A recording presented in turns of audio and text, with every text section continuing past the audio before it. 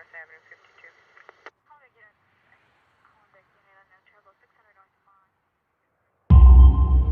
52. In this episode of Paranormal 911. I saw a dark, hooded shadow. Stay with me. At that last second that he knew that he was going to breathe the last breath of his life, Stay with me. it felt like something had gone through me. I heard a scream. This is impossible because the only ones that have the keys is us. He's looking at me with this stone cold look. It was the victim from the accident. This thing wants to do me harm. I basically lived with constant fear. I couldn't get out. I thought I was gonna die. 911, please state your emergency.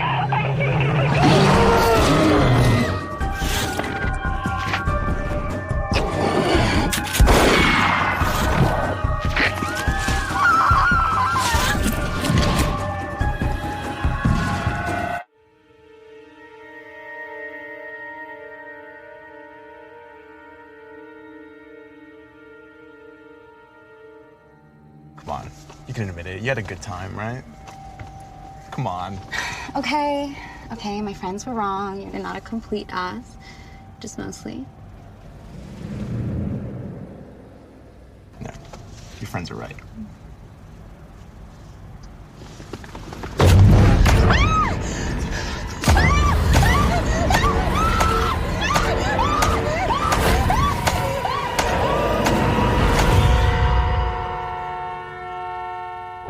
Campus security, what's your emergency? We've been attacked! My boyfriend, he's hurt! Okay, can you tell us where you are and if he's breathing? I'm not sure. Near the old door building, the one that's been shut down. We're in the parking lot. Okay, stay calm. Security is on its way. I'll notify police and EMS. It's another busy and late night on patrol for University Campus Security Officer Brittany Finch and her partner. I am a behavioral health associate now, so I work with mental illness of all kinds. But at the time of this incident, I was a campus security officer. Campuses can get out of control very quickly, especially in this day and age. My job was to primarily keep the students safe as well as the staff. Whatever, like they think. Unit 12, come in. We have reports of an assault at Hastings Dorm, southwest parking lot. Yeah, we're on our way. Copy that. The urgent 911 call is coming from a remote part of the campus that hasn't been active for decades. I heard rumors about this building before I even started this job.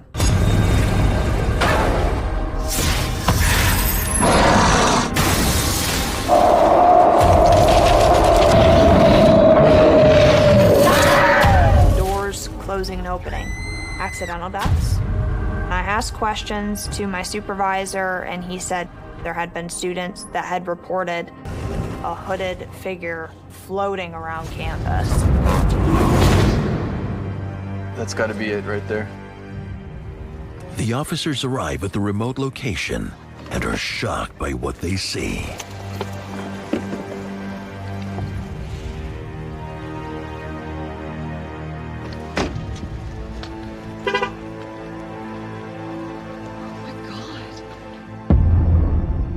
We saw one student slumped over the steering wheel, very, very bloody.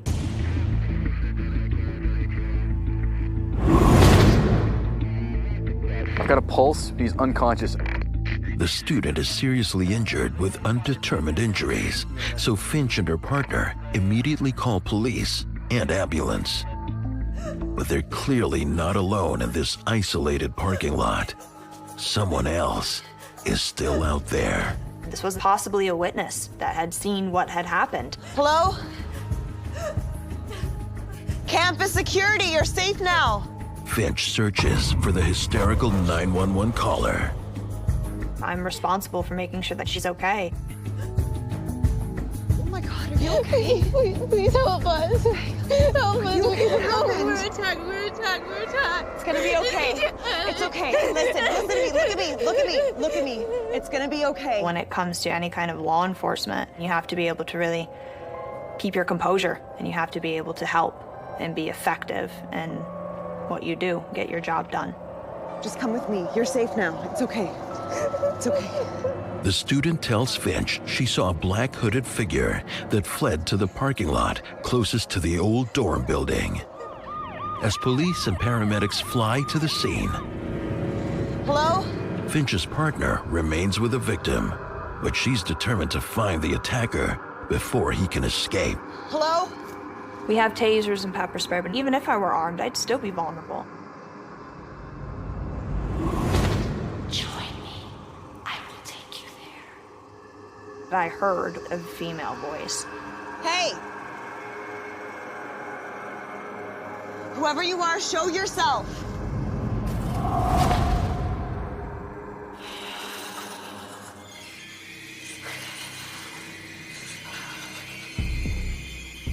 Who's there? I felt something watching me. Join me. I will take you there.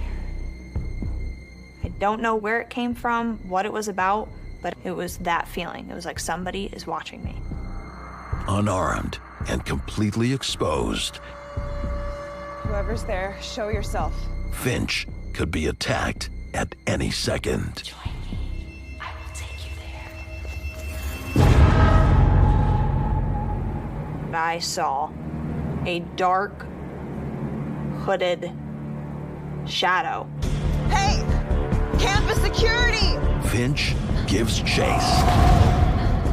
Stop!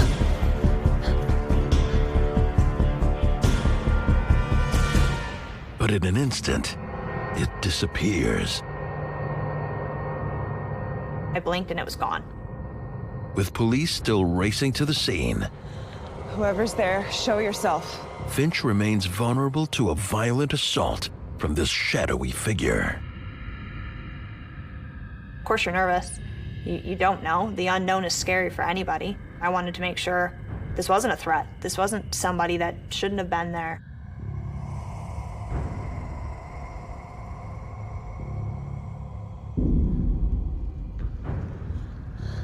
In this line of work, you have to get your together, and you have to be able to do your job regardless of your fears.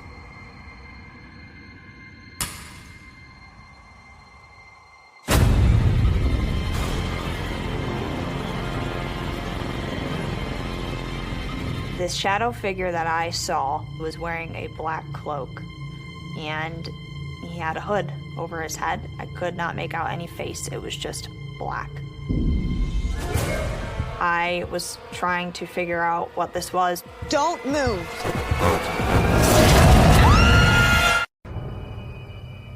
At a university campus in Western New York, overnight security officer Brittany Finch responds to a call at an abandoned dormitory with an evil past. There's been a vicious assault. Please help us. After finding and calming the young female witness, Sorry. Finch is led into a dark labyrinth Stop! by a shadowy and foreboding presence that may just kill her. I was so terrified because I felt like whatever this thing is wants to do me harm.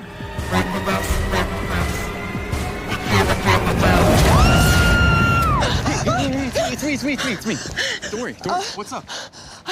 I just thought I Then, a blood-curdling scream rips through the night. Sounded like it was coming from the old dorm. It seems to come from inside this abandoned building. With EMS and police on the scene treating the victims, the security officers ignore the legend of this building's dark past to search for another potential victim of this violent attacker. I heard a scream.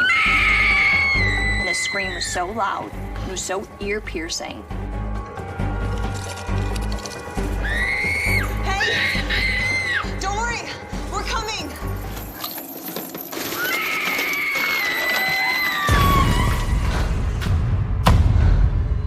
first thing that's on the wall is a large pentagram. And it said, "Get out while you can." What is this? I've heard stories about this place. The reason that this was shut down was because students were practicing evil.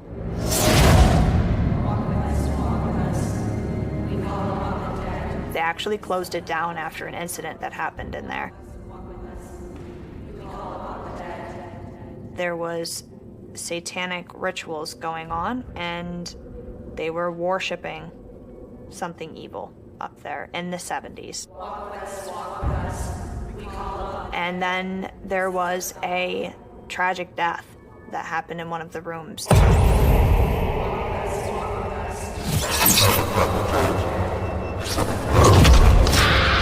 30 years. Where the hell was that coming from? Right after that happened, they moved people out quickly, and it was lock and key.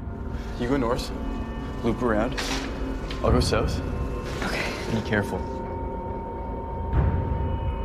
This can be very dangerous, for instance. If this is a space where dark ceremonies or rituals took place, once you summon something greater than yourself, perhaps opening a door to the spirit world, we understand so little of those other realms. We have no guarantee that we can ever close that door, and we don't know what's on the other side, what's waiting for us.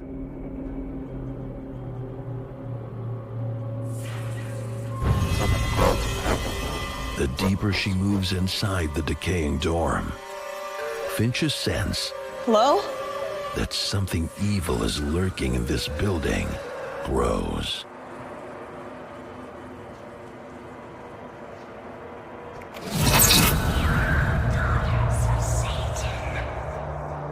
The ghostly female voice leads Finch to a female dorm room that's been long since abandoned. A terrifying time capsule that may just hold clues to this dark mystery. Finch spots faded photographs that appear to have been hanging here for decades. They reveal the young students that once lived here and give clues to their evil experiments.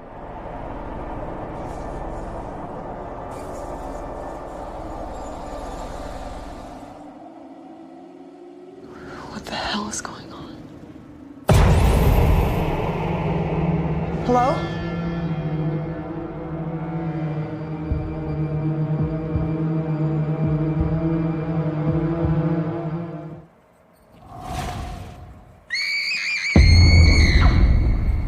Again, heard like just this blood-curdling scream.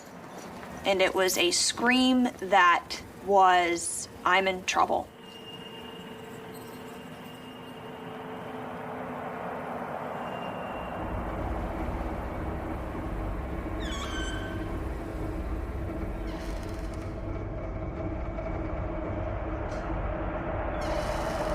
She finds nothing, but the inexplicable voices and screams lead her even deeper into the building, unwittingly inching her closer to the source of this evil.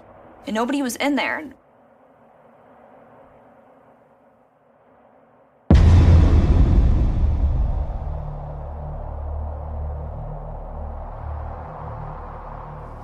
And then I heard water running.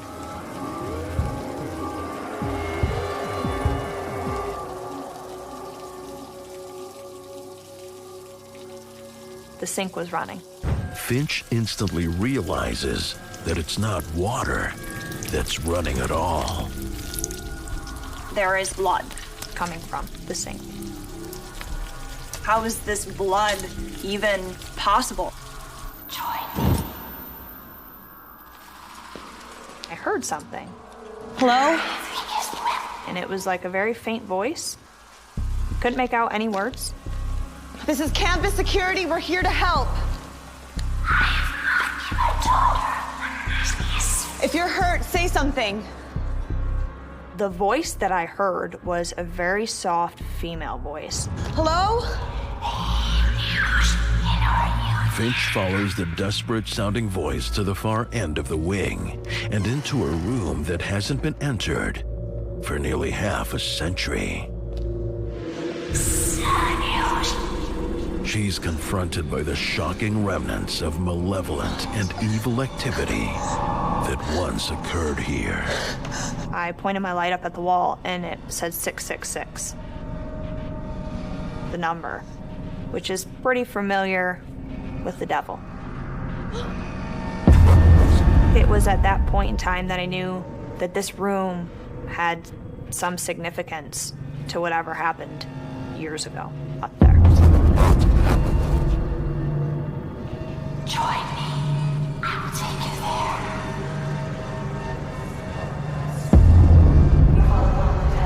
Join me. I will take you there. Join me. Oh.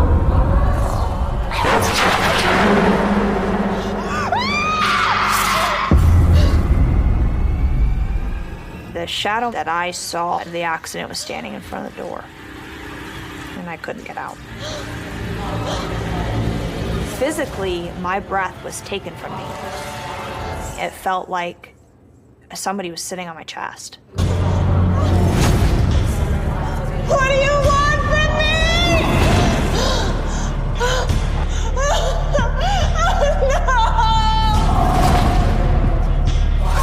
It was the young girl that had passed away there.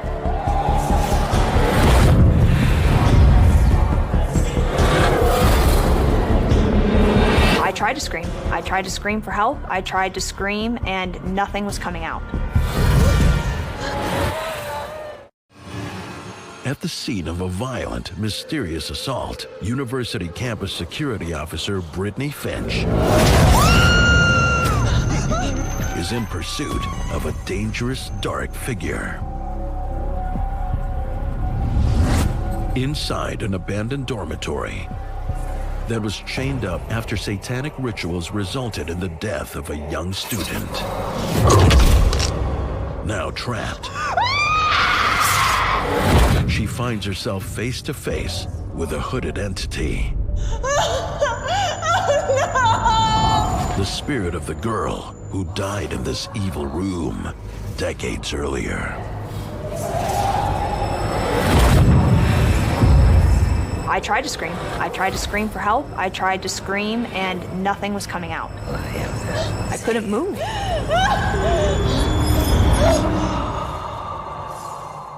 We call upon the dead. We summon the gods of the underworld. Walk with us, walk with us. We call upon the dead. We summon the gods of the underworld. Walk with us, walk with us. We call upon the dead. I'm witnessing with my own eyes almost a recreation of what happened that night.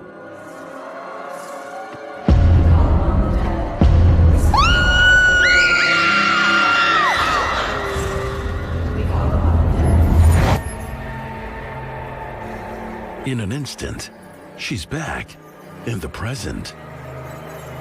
Entities can hijack our perception.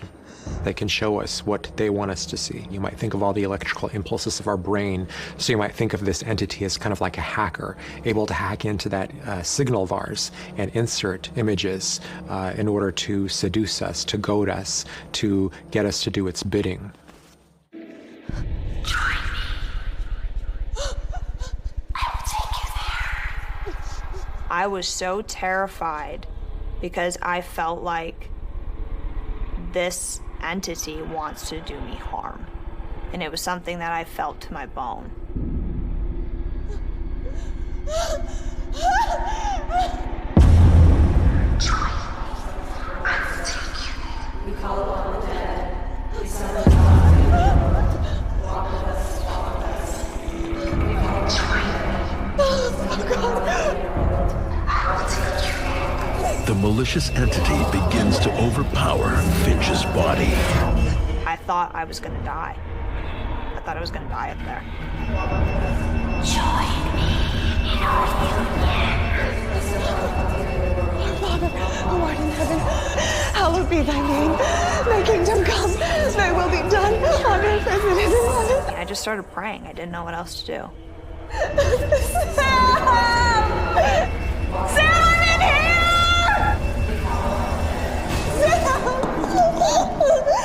Finch's partner appears, Come on. forcing the apparition to retreat. There are cult members or practitioners of the dark arts who have sacrificed themselves in order to gain kind of a spiritual immortality, in order to work from the other side. This entity not only sought power, but immortality. And one of the ways that might have been granted to it was to remain earthbound, to suck the life force out of individuals that crossed its threshold. I got you. Don't worry. When he saw me, he thought something really, really bad happened to me. He literally had to carry me. I had no strength. He literally had to carry me out of that building. I'm in law enforcement and I'm tough, and this was... I felt so helpless. I've just never felt that helpless in my life. Officer Finch and partner are powerless to do anything, but struggle to make sense of what they've just experienced. The psychological effect that it had on me was profound. It made me question so much in my life. I mean, this has stayed with me for years. But I know that it happened. I saw it with my own eyes. I experienced it. I felt it. Paranormal exists. There are forces beyond what the eyes can see. There is absolutely good, and then there is evil, without question. Finch left her job on the campus immediately after this incident and has vowed to never return. The dormitory building still remains on the university grounds, permanently chained.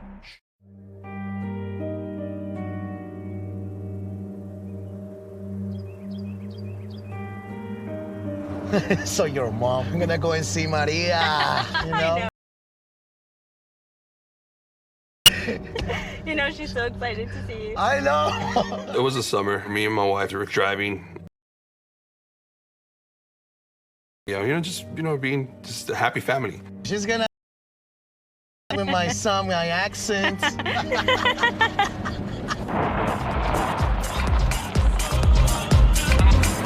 I can remember it was a gray car, and there was 3 guys. They were laughing, listening to music. They were just being loud. And, everybody's having a good time. It's Friday. Everyone's happy they got paid. They do love you.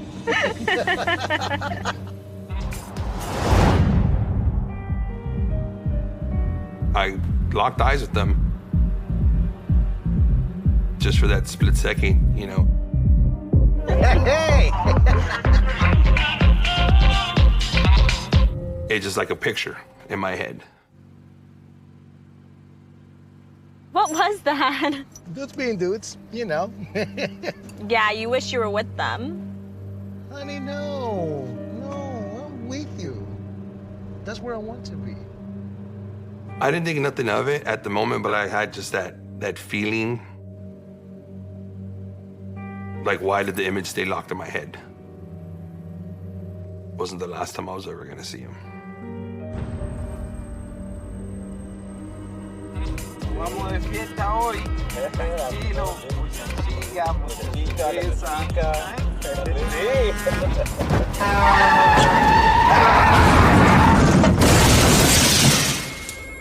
911, what's your emergency?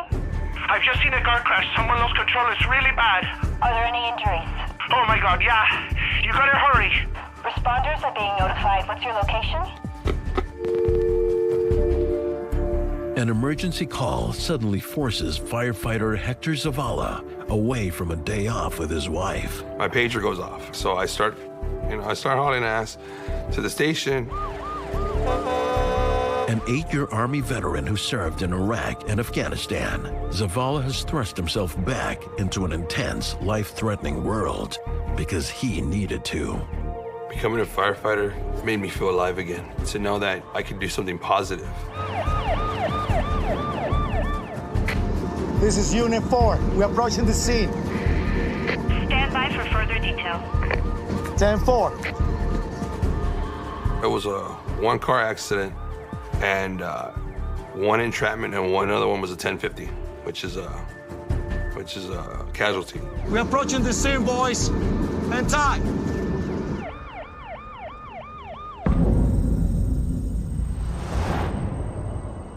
All right. I recognize that car. It hit me like realizing, like, wait a minute, you know, I was just here. This is the same car I saw.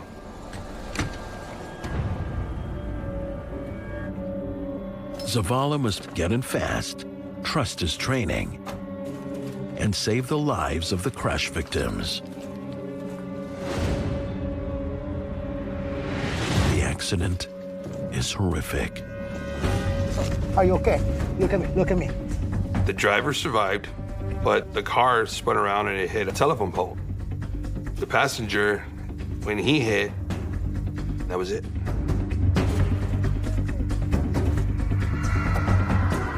The guy in the back, he was pinned between the driver's front seat and basically the trunk. I gotta get this door popped open. Hang tight. The firefighters race to get him free. You really don't think. You're more in the moment of, I gotta get this guy out. I gotta help, you know, I gotta help the victim. All right. All right. Okay. Just a breathing. All right. Okay. All right. When we were helping him out, my job was to make him comfortable. You have to hold the victim's neck. Keep breathing. Keep breathing. Stay with me. To make sure if it is, you know, if he's broken or, you know, anything, just, you're gonna try to make him comfortable. Stay with me. He's going limp and he's losing color. At that moment, he starts to go white. You can't hear me. No, you can't hear me. Losing him. Pulse is low. Can you hear me? At that last second that he knew that he was gonna breathe the last breath of his life, he looked at me. Sir, can you hear me?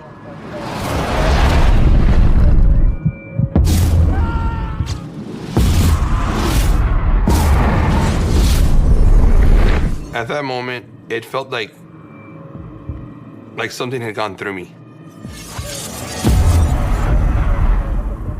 Am I feeling what he's feeling? Did I just feel the last thing that he felt? Sir, can you hear me? Stay Sir, with me. pulse is getting very low. Stay with me. We're losing him. And that was it. Just like a movie, it finished. That was the first scene that I've ever worked that somebody actually passed away in front of me.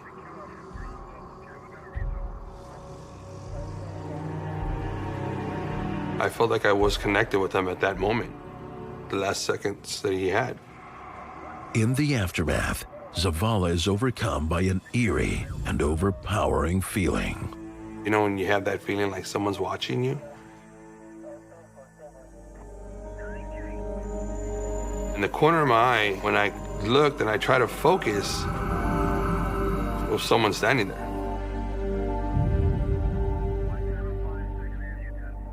Did it really just happen? I don't know. It's not a feeling I would ever want to feel again. Zavala has survived the trauma of facing down death before, but as he helplessly leaves the victim behind, he knows that this one is different.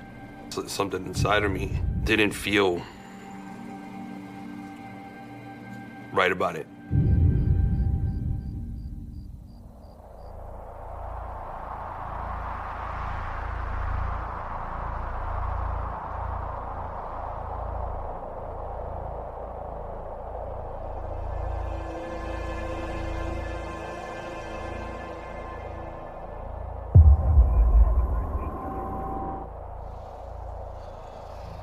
When I got home My wife looked at me and she's like, "What's the matter?" And I'm just like, I don't know.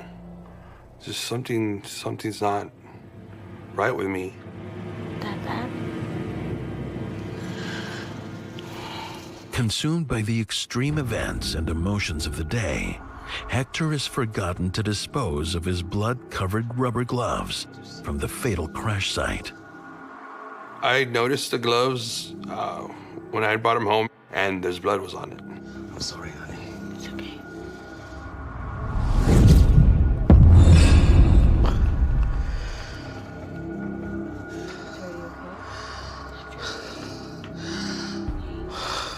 I was terrified, and then having that lingering feeling of sadness.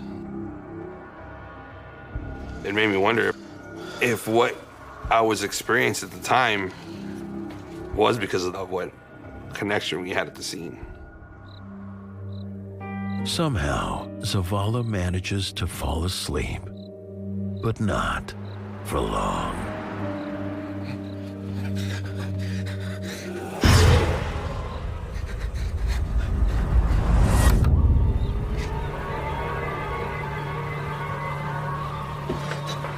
What's going on?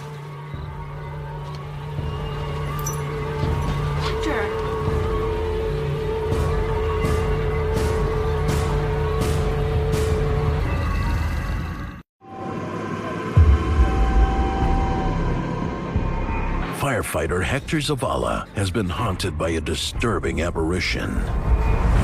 Ever since an accident victim died in his arms and forced an otherworldly connection. It felt like something had gone through me.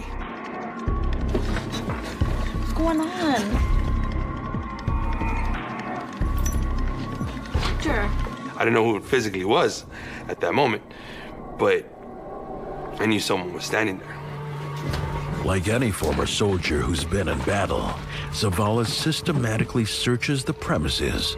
Your training and everything that you learn at that moment, it kicks in.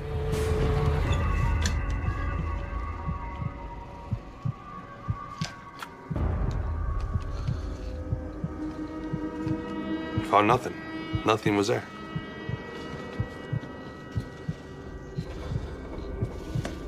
But Hector still can't shake the disturbing feeling that someone or something is inside his home, and it could be dangerous.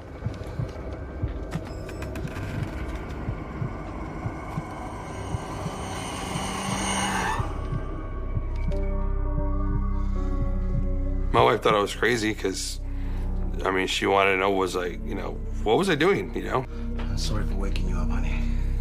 It's okay. Come to bed. But I couldn't tell her. I didn't know how to say it, Maybe she just tell me, oh, it's just a nightmare. You just saw something in your mind and you woke up from your dream and that's the first thing in your mind. Who would believe me?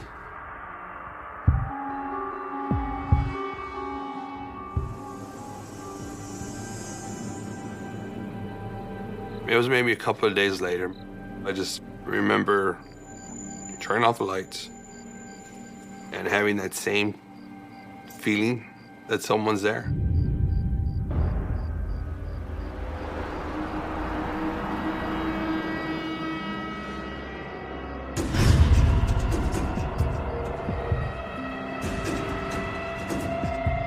I knew that I was awake, and what I was seeing and what I was feeling was real. I knew who it was.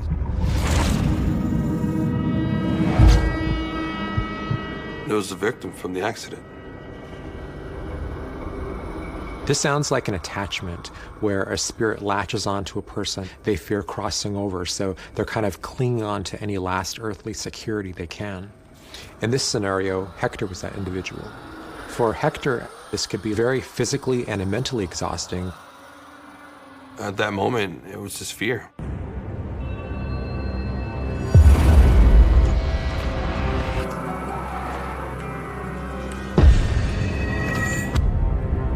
Night after night, for weeks, the specter returns to haunt Zavala in his home.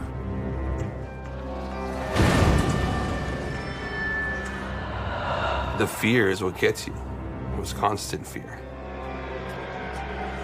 You can turn the light back on and it's gone. But once it goes off, it's still there. I basically lived with constant fear, terrified. I didn't want to sleep.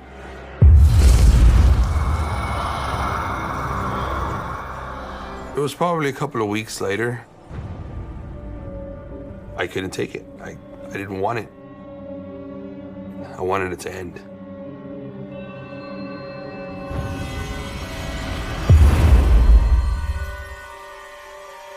He was back. He's looking at me with this stone cold look. He was mangled. The same way I saw him when we pulled him out of the vehicle. What do you want from me? You're just, screw everything, screw your training, screw everything that you've learned, your fire department, the army, everything. What do you want from me? I was stuck, I was locked. So if whatever he wanted and whatever he was trying to focus into me, he did. They say a man can look into your soul. That's what he was doing.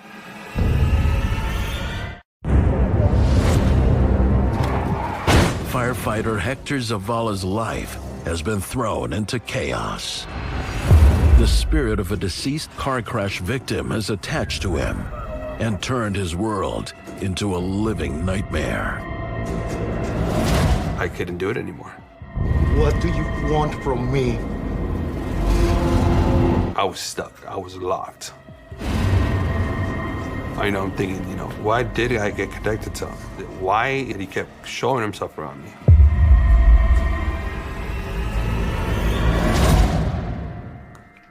I kept telling myself, there's more to it. There's something that maybe he wants me to do. After months of protecting his wife from his terrifying hauntings, Hector finally comes clean. That connection that I had with that guy in that car is something that I can't explain right now. I finally opened up to her and I told her what I was seeing, I knew was physically real.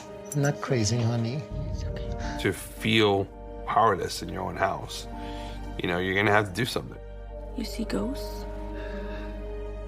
She basically said, why don't you just go back to the crash site? Why don't you go leave some flowers? Talk to the guy. Make your peace. I decided that, maybe it's time that I do go back to the site where he passed away. I was scared, but he needs to let go. Can't dwell with me forever. The accident site is still stained with the blood of the 2 victims killed here. The pole is still there, and they have a little memorial for them. Santa María, Madre de Dios. I understood the sadness that he was never going to go back to see his wife or his family. Guíalo, Padre mío, hacia ti, hacia la luz divina perpetua, para que ambos descansemos nuestras almas y que no tengamos más conflicto. Can you hear me? Hector! What do you want from me?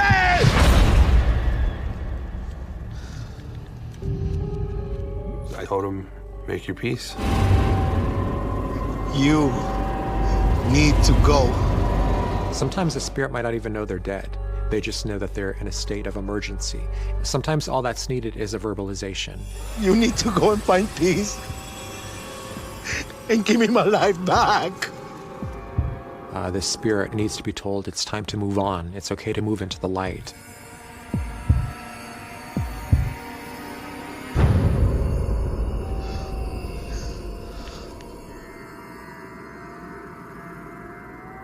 Where he passed away, that's where I put the flowers. But what was it? Why did I get connected to him? Hector was the last person the spirit saw before crossing over. As a first responder, someone who imbues qualities of compassion and safety, the spirit probably looked at Hector as being a very protective, safe force to go home with, to attach itself to. I think he didn't want to let go. At that last moment, in his very last seconds of life, Stay with me. we locked eyes. Keep breathing. I'm right here. You're not alone. He saw, well, hey, you know what? This is a good guy. He saw inside me.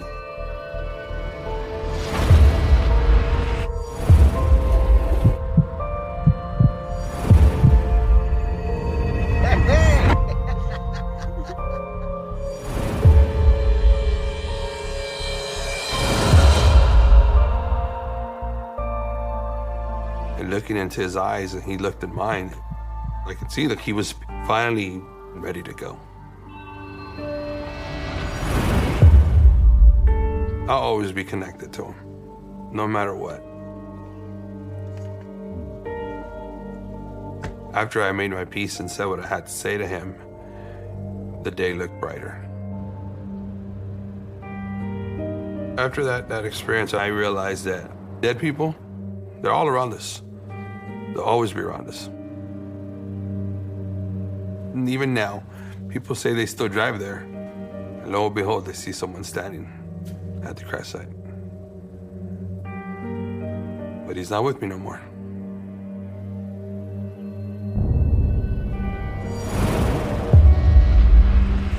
Zavala visits the accident site almost weekly and continues to work as a firefighter. The spirit of the deceased has never appeared in his home again.